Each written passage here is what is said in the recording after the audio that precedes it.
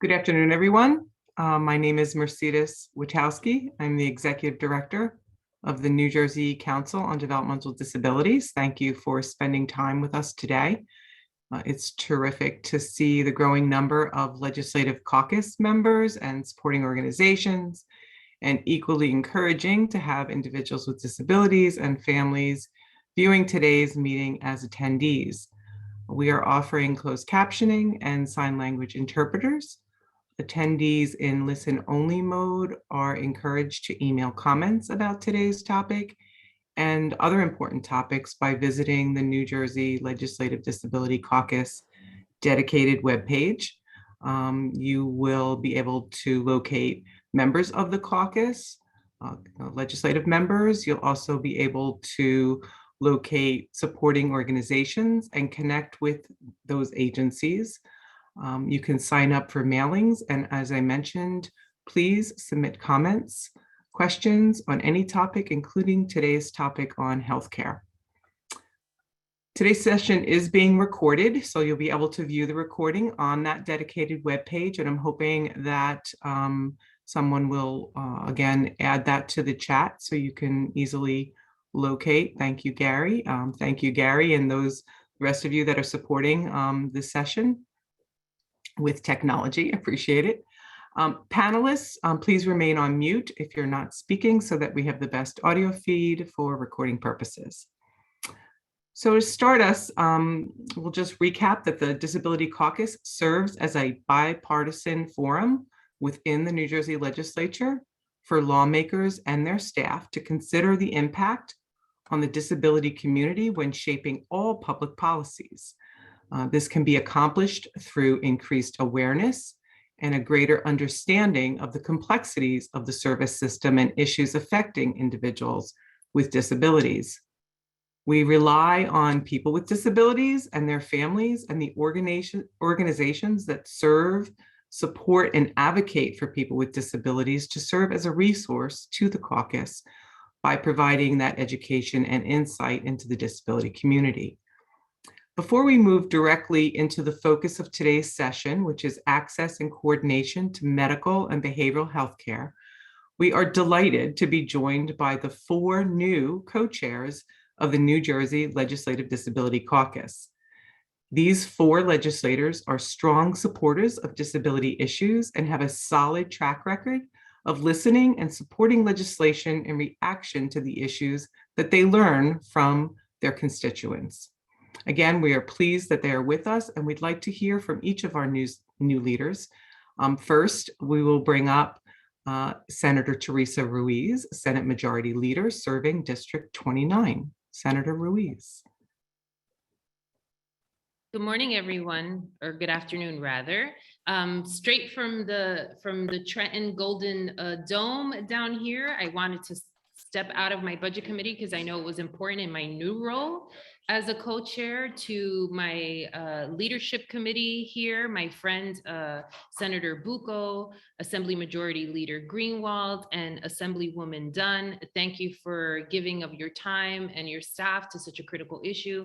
While I wasn't in a chair capacity, I was a member of the Disability Caucus in the last session and was on, and it's always great to have kind of that intimate conversation to help us navigate policy, to protect policy, and to be sure that this budget secures enough funding for all the programs that really support our families and services. I hope that you can count me as a powerful advocate and partner in this process.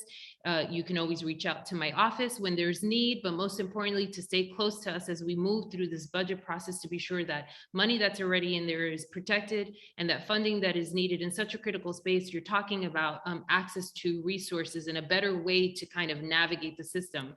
You know, navigating state government for any individual is arduous and should not be as the former chair of the education committee, I oftentimes heard from parents with children who had IEPs, navigating all those resources. And there are many resources that are available, but you almost have to become a full-time advocate for your child in order to be sure that they're drawing down on everything that they need and getting what's constitutionally supposed to be delivered for that individual. So I know the work that you all do as advocates on behalf of those families who may necessarily not have an advocate that can commit 100% and full time to doing that. So I'm just looking forward to, in this new role, being a louder and more powerful advocate for all of you. Mercedes, thank you for inviting me today to share remarks. To my co-chairs, thank you for being a partner in this policy progress. And to all the advocates and the families and anyone who's listening, thank you for what you do. Thank you for guiding us, and thank you for making New Jersey stronger.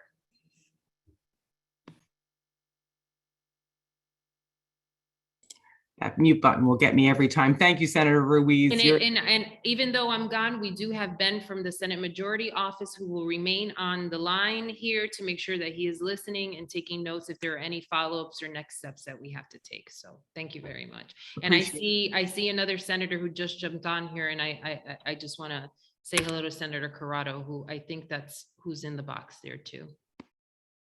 Thank you, Senator Ruiz. Thank you for sharing and really using your experience to continue to do the great work that you do. We appreciate it so much.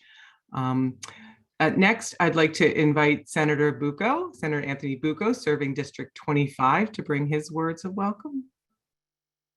Good afternoon, everyone.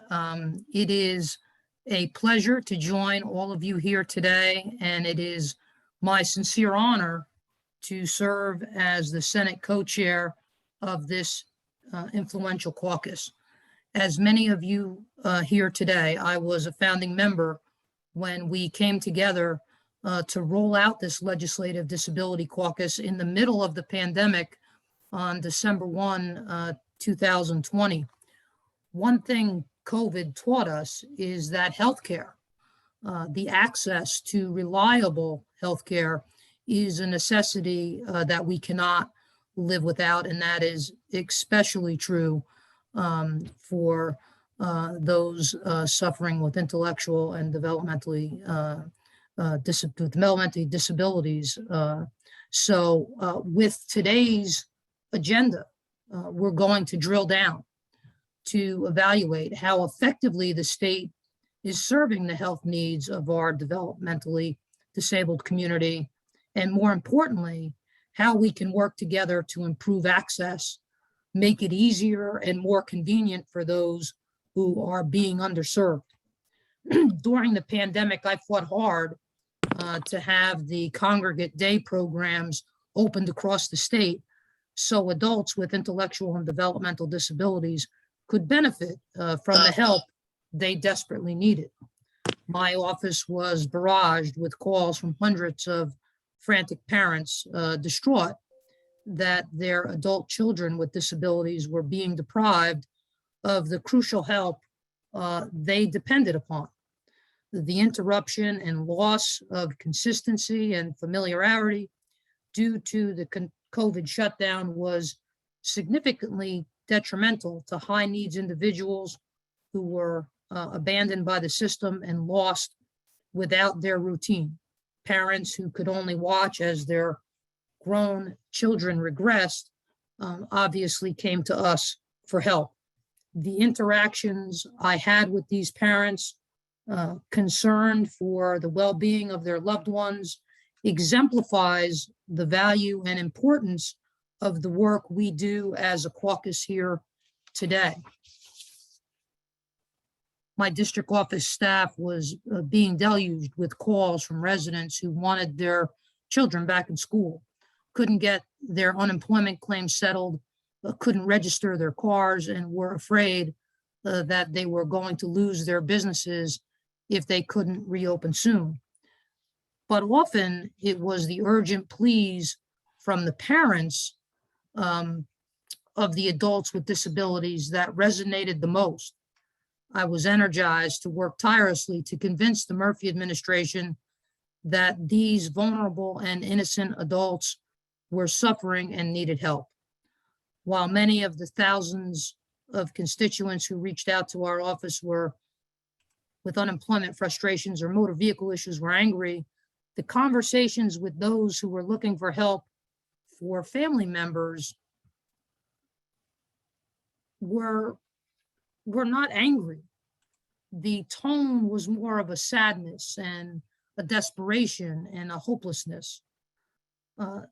These are the interactions that fuel us as we prepare to dig in, to learn what we did right, what we must improve, and how we can do better to make New Jersey a safe, healthy, and welcoming home for New Jersey adults living with disabilities.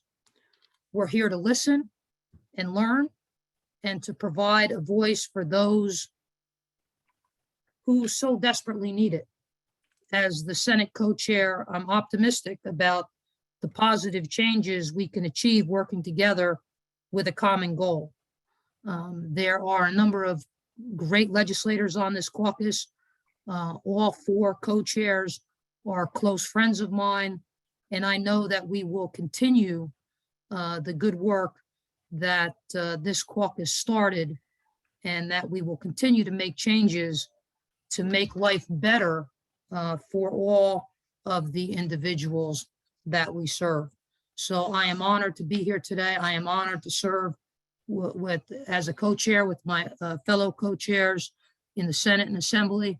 And I look forward to working with all of you in making New Jersey a safer and better home for those struggling with disabilities.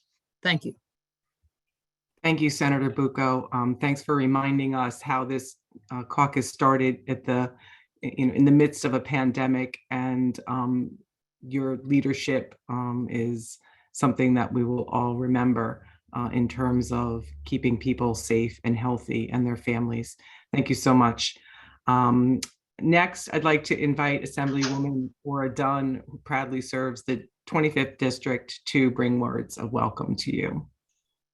Good afternoon. Thank you, Mercedes. And it's so good to see everyone. I know we've had a little bit of a break.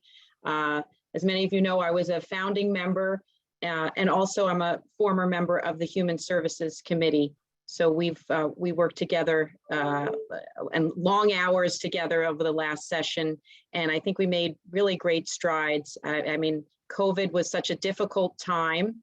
And a scary time, we know, particularly when visitation was closed off, and we made sure to fight on that issue and reopen things. And you know, we realized there were a lot of things that we weren't aware of. So the silver lining there is that it brought some things into better focus for us to work on. So I do look forward to working with all of you and my colleagues in the Senate and the Assembly as we set the agenda this year, and continue to build on all those accomplishments that we had last year. I know there was some work that we got to a certain point, so we want to make sure that we see that to completion this go around. But I can't thank you enough. It doesn't happen. The policy doesn't happen without your input. And I have to do a shout out to what I like to say, our #1 advocates are our parents. We couldn't do this without your input and tenacity. So we've got to, so that makes me work harder. I'm happy and proud to be working for you. You know, we like to tout that education, we're top in the country. And I would love to be able to say the same for how we serve the disabled and the intellectually developmentally disabled individuals of our state. I know we could be doing more. I went to visit my brother in a group home just on Easter Sunday, and we know that the staff shortages are really putting a lot of pressure on these centers and facilities and the ability to open up day programs. And I commented, well, is it quiet because it's a holiday? And one of the staff members said, well, then it must be a holiday every day. So they are really struggling, working 2-3 shifts in a row. So I know that's not the topic today, but just wanted to mention that. And again, I won't belabor. And I look forward to hearing from all of you because that's important. That's how we, like I said, that's how we get our work done. We've got to listen. So thank you. And I see some of the faces of my colleagues. Look forward to working with you, Assemblywoman Chaparro. We're fellow budget committee mates as well.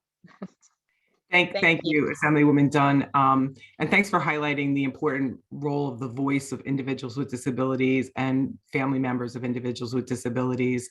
And to bring, I know it's not today's topic, but to bring the DSP, the critical role of the DSP to the conversation is something that we're sure to hear in every session for some time to come. So thank you for highlighting that as well.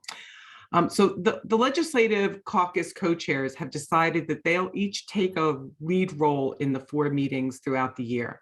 So it's my honor to introduce New Jersey's Assembly Majority Leader, Assemblyman Lou Greenwald, who is a passionate legislative leader, especially when it comes to behavioral and medical health care. Assemblyman Greenwald will lead us in today's session and share his vision with you now. Assemblyman. So you are on mute, sir. You're on mute. That's okay. There you go. Thank you.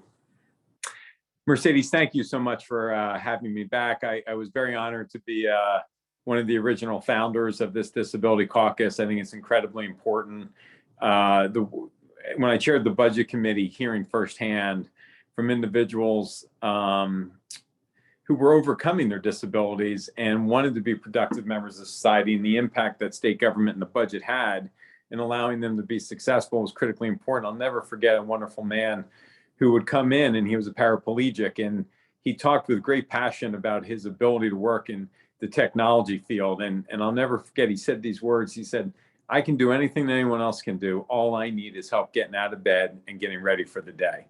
And with that, he was every day working, providing for him and his family, and as a taxpayer, and was proud of his accomplishments and his achievements. And he was a wealth of information and knowledge, not just in his profession, but for all people, I think, to really put a face on the challenges that people with disabilities face and how they overcome them. We have been seeing a wave of behavioral health issues due to the COVID pandemic. One of my friends who I've met over the course of my career is a gentleman by the name of Don Parker, who's the CEO currently of Carrier Clinic in Princeton area, but started his career and spent probably 20 plus years at Atlantic Care down in the southern part of the state. Don shared with me, running the behavioral health center at Carrier Clinic, that one of the studies they saw after the flu pandemic of 1919 was the tail on the behavioral health, mental health side was 3 to 5 years. And in spite of our advancements, in spite of technology, those impacts and the stress that you feel from an event that we just went through, in every statistical category that we have looked at, seems to suggest that the minimum of a 3-year tail to the pandemic will continue. And what do I mean by that? You know, are we back out and about? Yes. Are many of us back to work? Yes. But the impact on the person and what they went through, either through loss of job, loss of health insurance, how that impacts a family with disabilities or behavioral health issues, has led to some real consequences. And according to the CDC, throughout the United States, between August of 2020 and February of 2021, the percentage of adults with anxiety and or depression has increased from 36.4% to 41.5%. And the percentage reporting of unmet need increased from 9.2 to 11.7. We've also seen that the problem was uniquely pronounced with young people, 18 and under. According to the study by the New Jersey Hospital Association, between April through December of 2020, the percentage of those 18 or younger who presented into the emergency room with anxiety. Now, this isn't, a student athlete who gets hurt on the field, who, gets a concussion or breaks a finger, and it's a physical ailment that you see. But as a parent, you see something in your child, 18 years or younger, that you are so concerned about from a level of anxiety or depression that you present them in the emergency room. That number increased 74% compared to 2019. We also know that roughly 1 out of every 5 teenagers contemplated suicide. In this same age group, the proportion of emergency room visits relating to depression increased 84%. I don't need to tell anyone on this call, as a state, we have struggled even before the pandemic to ensure the adequate access to behavioral health care. But right now, with people in crisis, they don't know where to go, and most families choose by default the emergency room. This is not the best setting. We learned in our battle with charity care that while our hospitals are world-class, emergency room visits is not the best setting for people with healthcare issues and primarily with behavioral healthcare issues. They're the most costly. They're probably not the highest quality outcome because it's at a stressed situation. And getting that care into the community, much like we did with primary care, is a focus of what we as legislative leaders would like to work on. The lack of available providers is often a key component to this. And I think helping people understand the connection between physical health and mental and behavioral health is something that we are starting to, I think, get a grasp on and a level of clarity to that we didn't exist before. I think we looked at people's physical health and, okay, this is part of our health plan and what we need to cover. And mental health and behavioral health were treated differently. And I think we are finally, thankfully, understanding that if someone is not being taken care of on the behavioral and mental health side, it does affect their physical well-being, which ultimately worsens both behavioral, mental, and physical, and adds to our cost. So this is an area that through this caucus, I think our leadership would like to work on in a bipartisan fashion. We recently introduced a bill package of roughly 6 bills to help people navigate the complex behavioral health system and access what we call wraparound services, as well as improve access in the community by increasing the adequacy of insurance networks and breaking down the silos in behavioral health care and enabling families to navigate treatment outside the emergency room. This new package includes programs to incentivize partnerships between hospitals and regional health hubs, uses the urgent care model to try and provide mental health care outside of the emergency room, and help community health facilities with the funding necessary both for primary and mental health care in one location to do a dual intake of those patients as they present. 2 quick examples of what we're trying to do is a pilot program to establish a 24-hour, 7-day-a-week urgent care for behavioral health. So people have a place to go in crisis. It isn't an emergency room, and it'll have professionals on staff ready to help with their issue. This is Bill A3598. In the proposed legislation, we are incentivizing hospitals to transform their urgent cares to provide mental health care. The emergency room with bright lights and chaos is not a place which would be a primary choice for many people and healthcare experts to recommend an individual in a mental health crisis to go to for immediate care. In this bill, the Department of Human Services will work with our Medicaid companies, or MCOs, to select 6 hospitals throughout the state to participate. They will be given upfront payments from Medicaid to transform their urgent care facility to provide behavioral health care. Payments can be used to hire additional staff, like a psychiatrist and a behavioral health team. Payment will be based on the anticipated number of Medicaid patients that they're willing to serve, as well as the average per patient cost.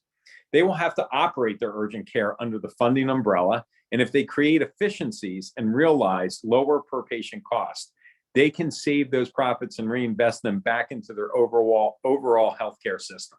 So it is really much like what we've done in other healthcare negotiations on physical health around capitated programs and value-based programs to encourage and incentivize the provider to put that patient at the right setting at the right time with the best quality outcome that also lowers the cost.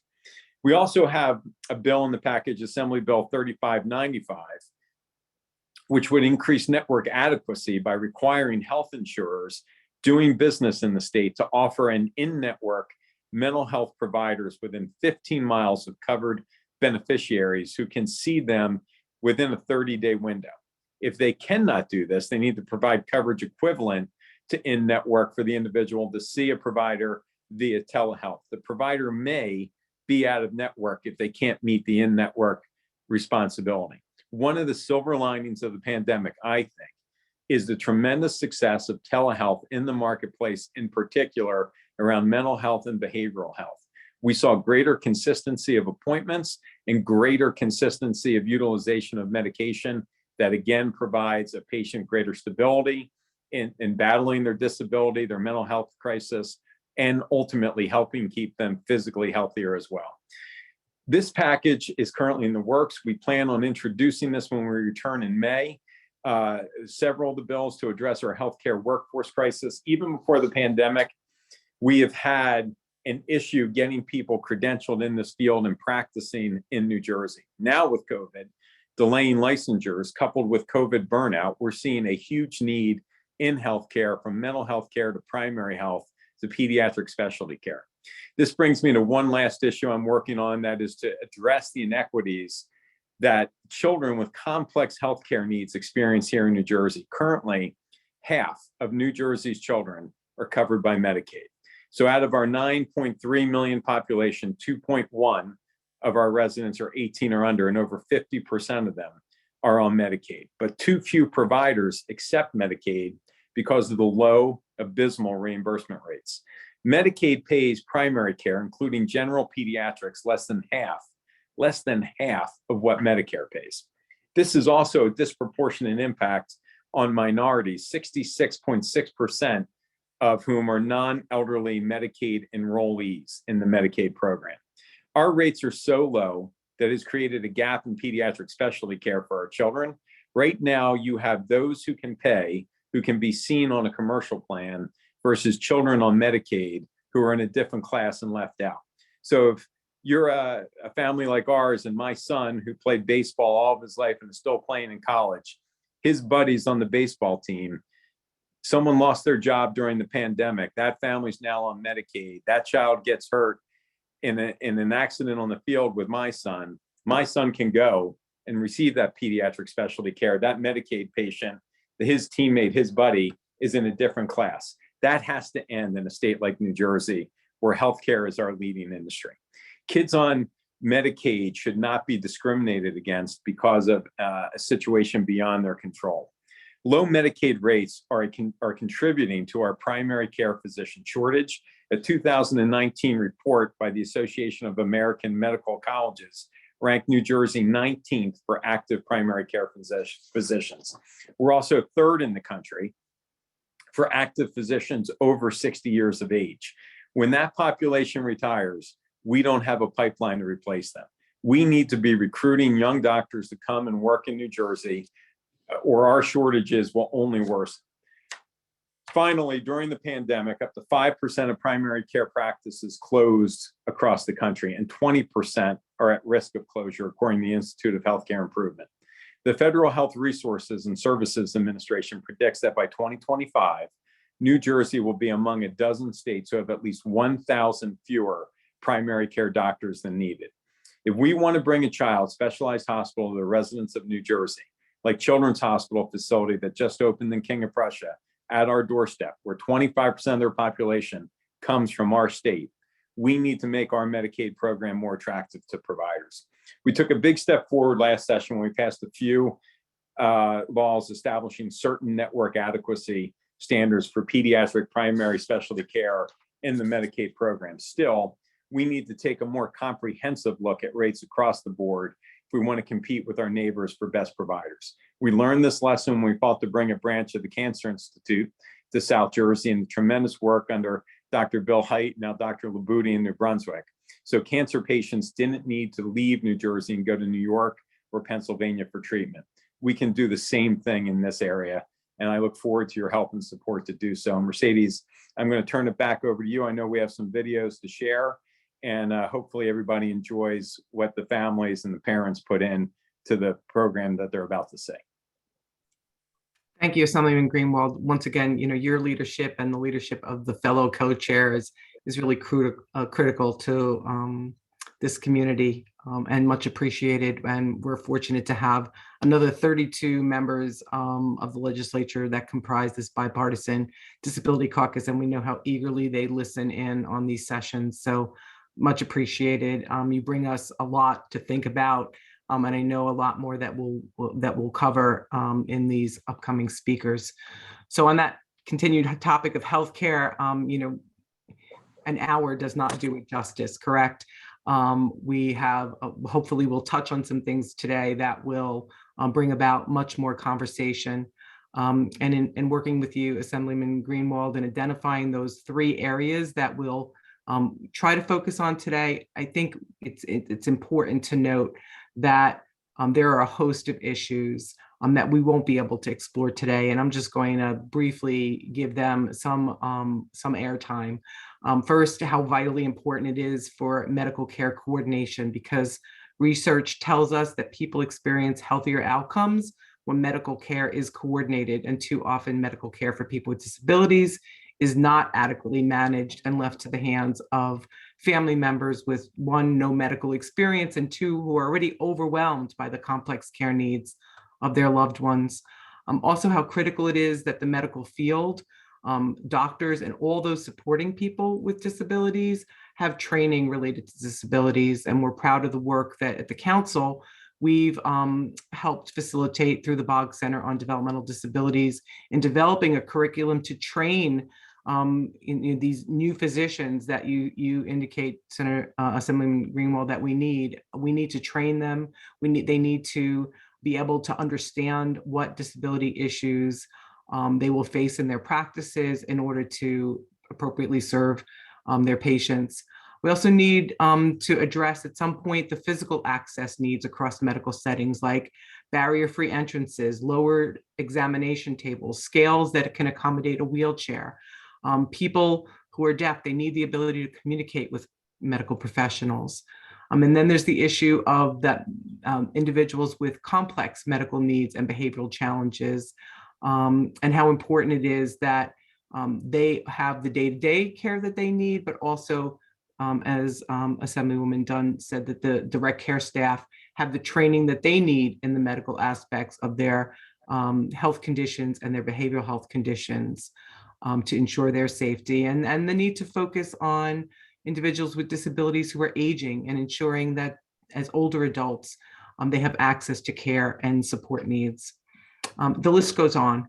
So we'd like to hear from a few family members who will have been compiled in a video clip series here that we're going to share with you.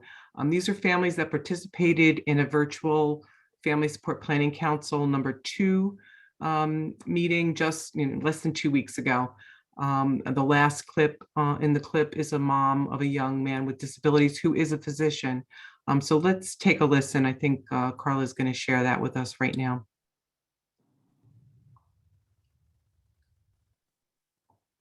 Hi, everyone. I'm Ning Wong, and I have a 20-year-old son who's nonverbal and with very limited self-help skills.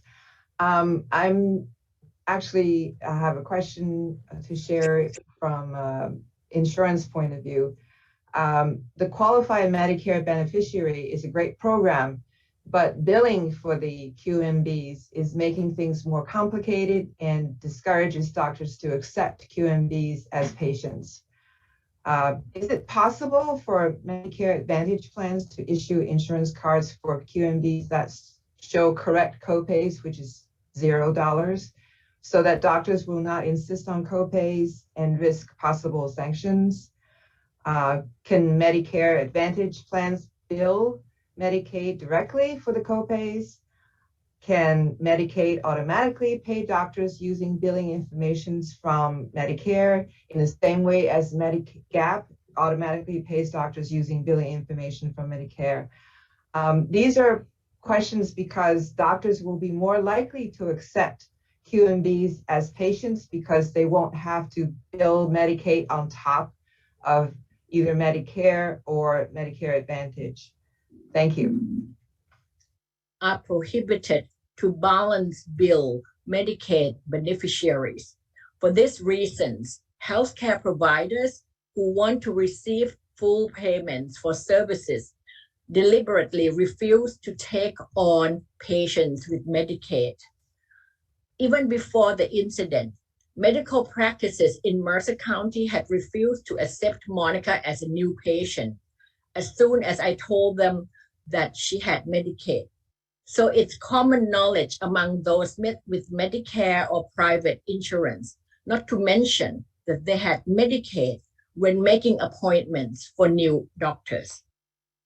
For those with IDD with multiple issues,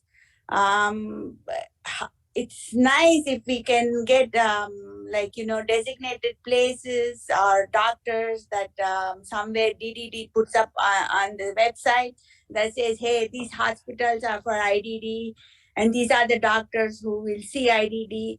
And issue is with psychiatrists too. They don't want to see everybody. So it will be nice to have a place for our loved ones to go to. Not only we families take them there, but also when we are not there, that they can continue to be taken there. That is all I want to say. So I've asked the insurance, could she go to an Angelman's clinic, which is out of state. There's one in Boston, Massachusetts. They have a clinic in New York and PA, but there's not one in New Jersey. And every time they won't answer me after that. Usually she has a coordinator with Horizon, and usually the girl gets back to me when I have questions for anything. I need some numbers. She needs a specialist or something. But for this, nothing. I've been going through this for years. So I went to another neurologist thinking maybe they could help me. No. Medicaids. I started off on Medicaids because I disabled. I'm in Warren County now. I was in Middlesex when it first happened. I have brain injuries and I've gotten much worse. I got COVID, so I got even more new health issues since COVID. When I first started, I had Medicaids. On paper and supposedly legal, I'm supposed to have a social worker guru to help with all the wonkiness that a lot of the parents are telling you is there's gaps and it's just not working and we're all getting. Medical Center of Excellence that was dedicated to the IDD population, where we had staff who knew how to interact from the front desk, from the scheduling people, social workers, nurses, medical assistants, physicians, where it could be a primary care home for not only kids with IDD, but also for the caregivers. And that's what we do at Risen. We take care of the caregivers as well, where we also have psychologists and psychiatrists on staff. So there's this interdisciplinary staff that is adept and well-trained at dealing with the population. It'd be so amazing if we could have one in every county. So there was like this well-known go-to center for every county. Thank you for playing that, Carla. There were a 2-hour meeting. We just heard a few of the powerful voices, the families and self-advocates sharing in that space. We're going to now turn to our some of our supporting organizations of the caucus to bring us perspective on these issues, Assemblyman Greenwald. And the first up is Peg Kinsel. Peg is the Director of Public Policy at SPAN Parent Advocacy Network. Peg. So good afternoon, everyone. Can you hear me? Are we good? Okay. You're good. Nice to see you again, Peg. It's great to see you too. I really just feel like saying my comments are your comments and just totally plagiarizing them. But as usual, you're the champion that we need, and we are so grateful. SPAN's a 33-year-old nonprofit focused on empowering families and engaging professionals. We work across many of those silos that the Assemblyman talked about earlier. We serve as a Parent Training Information Center, the Family Health Information Center, New Jersey's chapter of Family Voices, and the Federation of Families for Children's Mental Health State Organization. We're also funded by the U.S. Department of Ed to provide technical assistance to almost 100 parent centers across the country and 59 family health information centers around the country. So most of our advocacy comes from our families. We receive thousands of calls and contacts for technical assistance. We work with current coalitions and help build new coalitions. And again, so grateful for this legislative caucus and taking the lead on some of these issues that are so hard to grapple. We certainly understand that 1 hour is not even enough time to kind of hit the tip of the iceberg, but appreciate the opportunity. I wanted to talk real quickly because we have other learned colleagues, and especially because Assemblyman spoke about it, on the work around S3000. That came greatly from the families that we work with, and their access to care and being really channeled into those silos.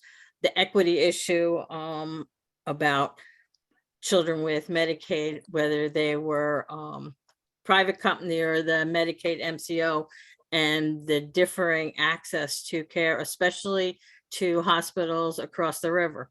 And fair or unfair, we ended up calling it the CHOP bill, which is only one piece of it, but a critical piece of it.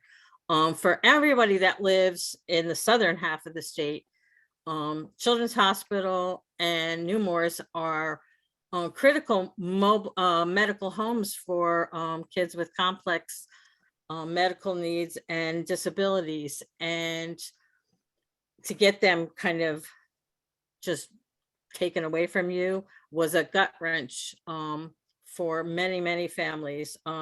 We worked really hard with our legislative champions to get this bill passed around an adequacy network. It doesn't say you have to have CHOP or Nemours, but there is provisions about how far away families can be from these providers. We're really excited that it also included mental health and children's psychiatric services as well. But the fact of the matter is that families that have children with disabilities and complex medical needs end up having to navigate across silos on the educational world, navigate against silos in the health world, and the burden on them to even manage day to day is beyond belief. And as the perfect example the Assemblyman gave with his son's baseball player is exactly what families are facing now. Even when they are forced to go to a local hospital first, where the local hospital says, we cannot handle this child, and you're going to have to go somewhere to a specialized care, the extra burden, the extra time, the extra danger, and the impact on that child's health, and then trying to navigate an appeal process is you need a PhD in health management to get some of that stuff done. So while we're very, very excited about S3000, our wish list is going to be that the devil typically is in the details, and that regulations and what comes out of the Department of Human Services, first of all, include stakeholder input. Talk to the families and the providers who are dealing with this day to day. We'd like to see a lot more transparency in contracting. We want to make sure there's some definitions and oversight so families understand that MCO waiver process, and that there are enforcement mechanisms. We'd also like to make sure that the grievance process, which we've heard from numerous families around a barrier or delay in care as they're trying to kind of work through that process. So once again, I don't want to take up too much of my time. I so appreciate all the conversation we're having. And again, on behalf of SPAN, we cannot thank the Legislative Disability Caucus enough for being our champions. Thank you. Thanks, Peg. And I couldn't envision us having a session like this that we didn't include you and our next speaker, Bev Roberts, who's the Director of Mainstreaming Medical Care at the ARC of New Jersey. So I know we're getting short on time, but I want to make sure that our speakers have as much time as possible. So Bev, can you join us, please? Sure. Thanks very much. And I'll talk quickly. So good afternoon, everyone. And thank you to the co-chairs and all of the legislators on this call for focusing on this important issue and for your ongoing commitment to people with intellectual and developmental disabilities. The ARC of New Jersey is the state's leading advocacy and service organization for children and adults with intellectual and developmental disabilities and their families. I'm the director of the ARC of New Jersey's mainstreaming medical care program, and I have had this position for more than 30 years. First of all, I agree with all of the concerns about the low Medicaid rates that Assemblyman Greenwald discussed just a few minutes ago. In addition to those concerns, I want to discuss two overarching problems pertaining to Medicaid that individuals with IDD are encountering. First, the lack of specialty programs to serve the medical and dental care needs of individuals with IDD, particularly those who have complex disabling conditions. And second, the lack of behavioral health and psychiatric services for individuals who are diagnosed with both IDD and co-occurring behavioral or mental health challenges. Before I provide the information that is specific to those important concerns, I'd like to take a moment just to explain the wide scope of healthcare needs and challenges among some individuals with IDD. You may know that IDD encompasses a number of different diagnoses and includes the following: intellectual or cognitive disabilities, autism, cerebral palsy, epilepsy, and spina bifida, as well as some other conditions. Furthermore, some individuals have multiple disabling conditions, for example, having an intellectual disability and autism, and also a seizure disorder. With each type of disabling condition, many individuals have a mild disability, while others have a disability that is more significant. When a person with IDD has a disabling condition that is more severe, it is more likely that there will be additional associated difficulties, such as being nonverbal or having very limited ability to communicate. Some of these individuals may also have very complex medical conditions requiring diagnosis and treatment from physicians who have specialized training and experience. Just as an example, some individuals have difficult to control seizures. Some individuals have gastrointestinal issues, which could range from having chronic constipation to aspirating when eating to requiring a G-tube because of significant feeding and swallowing problems. It is also more likely that some individuals with more severe IDD may also have significant behavioral challenges. So there is some good news and some bad news about healthcare for individuals with IDD who have disabling conditions that require more time and more expertise from the treatment team to provide the appropriate diagnosis and treatment. So first, the good news. The good news is there is a type of care that works very well to diagnose and treat individuals with IDD who have complex healthcare problems. I'm referring to specialized programs with staff who are trained and experienced in caring for the health and mental health needs of these individuals. Specialized programs have a full team of healthcare professionals that provide comprehensive, patient-centered, and coordinated care to individuals with IDD. These healthcare programs are affiliated with some of the Medicaid MCOs in New Jersey, but they also have additional funding to cover the costs associated with their very specialized services. Now, for the bad news. Unfortunately, there are very few such specialized healthcare programs for individuals with IDD in New Jersey, and we need more of them. One such program is the Rowan Integrated Special Needs Center, or REASON, located in Sewell in Gloucester County. There's another specialized program in North Jersey. However, these healthcare programs are not sufficient to meet the needs of the many individuals with IDD across New Jersey who need this specialized healthcare. The next major area that I want to address is the need for appropriate diagnosis and treatment for individuals with IDD who have co-occurring mental health challenges. Although the exact prevalence of co-occurring mental health challenges is not known, the National Association for the Dually Diagnosed estimates that approximately 35% of people with IDD also have mental health challenges, 35%. And individuals with IDD can have the same types of mental health issues that occur in persons without IDD. Furthermore, some individuals with IDD who have severe challenging behaviors may also have additional serious behavioral problems such as self-injury, head banging, and aggression. There has also been a significant impact due to COVID, including loved ones of individuals with IDD who passed away from COVID. And sadly, many individuals with IDD have not had access to appropriate grief counseling. There are two major problems for Medicaid enrollees with IDD who need to access mental health care in New Jersey. The first problem is that they need to see mental health professionals who have had specialized training and experience in providing accurate diagnosis and treatment. Although there is a significant scarcity of mental health professionals for the general population, the need is also very urgent for individuals with IDD who are dually diagnosed. The second problem is that in New Jersey, everyone with this type of dual diagnosis who has Medicaid only and receives DDD services must receive mental health care from providers who are in the network of their Medicaid managed care organization.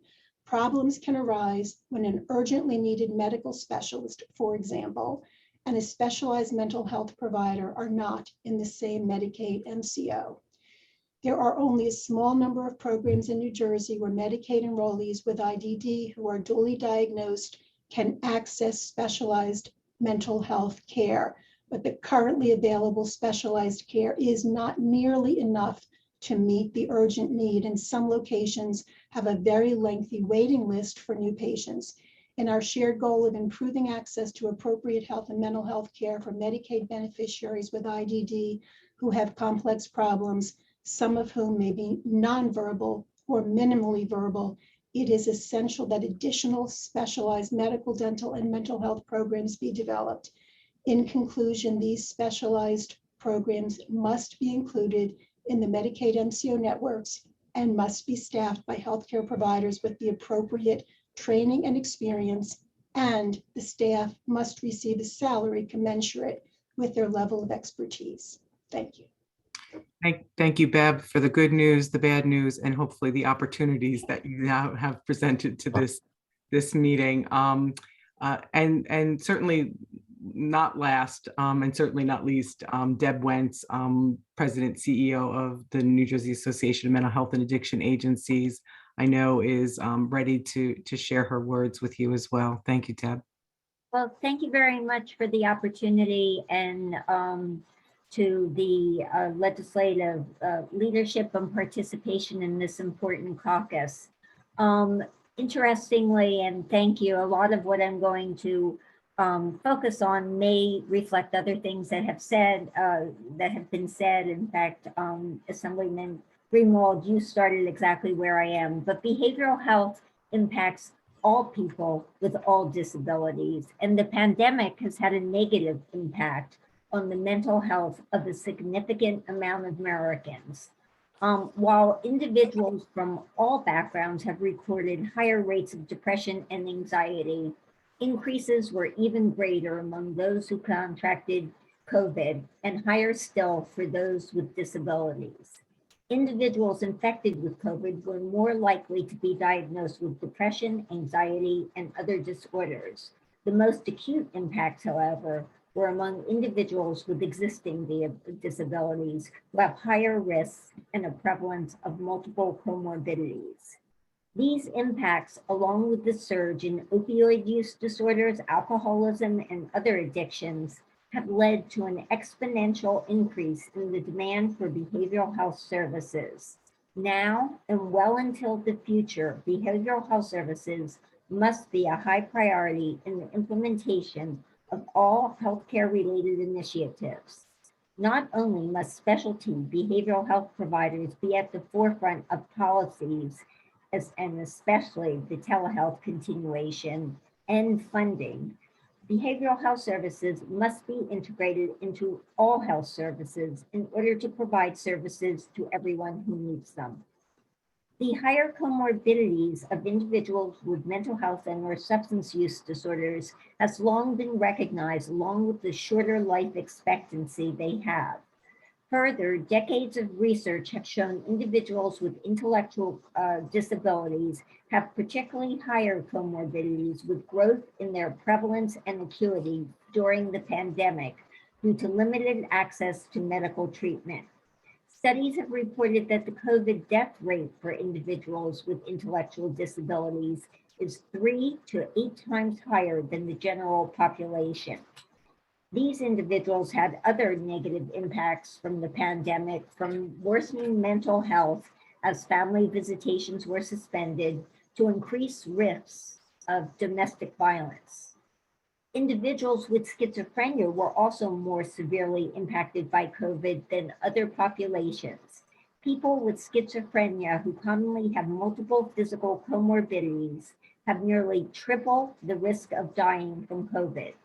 And for the hearing and visually impaired, there were other difficulties added to the broad stressors COVID presented. For example, masks made lip reading impossible and sign language more difficult. Across all populations, fatal overdoses from opioids and other drugs significantly increased during the pandemic. Drug-related deaths across the US exceeded 93,000 in 2020, which was a 30% increase over 2019. And in 2021, this number was well over 100,000. And although the percentage increases in New Jersey were lower than nationwide, the numbers are still alarming. Preliminary data released by the Attorney General puts the number of suspected overdose deaths for 2021 over 3,200, the most in 1 year since the state started keeping track in 2012. The COVID-19 pandemic has been especially difficult for children and adolescents, especially those with disabilities. And thank you, Mercedes, for that article this morning where New Jersey is one of 5 states where suicides are up during the pandemic. And after struggling with virtual learning and social isolation, the children and youth experience new anxieties as they return to school. Now they're faced with long waits for psychologists and psychiatric appointments, medications, and to all levels of care due to ongoing workforce challenges. These waits generally lead to an exacerbation of symptoms. Across New Jersey, more youth are experiencing moderate to severe levels of behavioral health disorders. Emergency departments and children's mobile response and stabilization service programs, among others, have seen record numbers of children and youth during the pandemic, and they're seeing much higher levels of acuity. Among youth with autism, the disruption in routines were especially debilitating, leading to anxiety, emotional stress, and severe changes in behavior. While telehealth became an option for many, few with intellectual and developmental disabilities were able to take advantage of this option. For all children and youth, particularly very young children, it was difficult to retain their attention through telehealth. Despite all the flexibilities which were positive and made treatment possible that had been offered through telehealth and also changes in prescribing to suspending in-person evaluation requirements before treatment could begin, many individuals with disabilities across the board, from mental health to substance use disorders to intellectual and developmental disabilities to physical disabilities to the blind and hearing impaired, saw their conditions deteriorate due to isolation, stress, inability to access treatment, and other pandemic impacts. And once communities started to open up, new anxieties surfaced around returning to in-person activities, whether for treatment, social interaction, school, work, or otherwise. The increased demand for behavioral health care services, which will continue as the mental health impact of COVID, as Assemblyman Greenwald noted, is expected to last 3 to 5 years. And I can say that for some, it will last a decade. and the ongoing workforce shortages underscore the importance of funding that covers the total cost of care and for expanding care to meet everyone's needs. Funding and policies, and especially the continuation of telehealth, must prioritize behavioral health care, particularly for those with increased risks, which include individuals with any type of disability. And I'm going to send on then to Mercedes to distribute to everyone in preparing for this. You know, I could go on, and I did. I said I would never get through. I would take the whole hour. Additional research and information, but just putting these needs out there, and you know, I thank my co-presenters and everyone and the legislators. We have to make this a priority, because if not now, you know when. So thank you so much. Thank you, all of those who spoke today, and those that we saw in the video clip, and those that have so much to share throughout their life experiences. Assemblyman Greenwald, I'll bring it back to you. No, Mercedes, thank you so much. I just want to thank everybody for the time. I know this is in the middle of the workday for so many people, and while this is our work, I know you all have many other things to do, and I think it's what we do in between these meetings that are the most productive. So that's why I want to share with you some of the legislation that we're working on. And, you know, I hope that you guys can jump in and let's see what we can get over the finish line between now and the end of the budget cycle. And I think that will make a big difference for the people that we all serve. So Mercedes, thank you again for hosting all of this. And, you know, thank you for all of our legislators and our colleagues that jumped on these calls, and I look forward to a time when we can do these in person. Also, I know this is the new wave, but I do like I miss human interaction. So I welcome everybody back. So thank you all.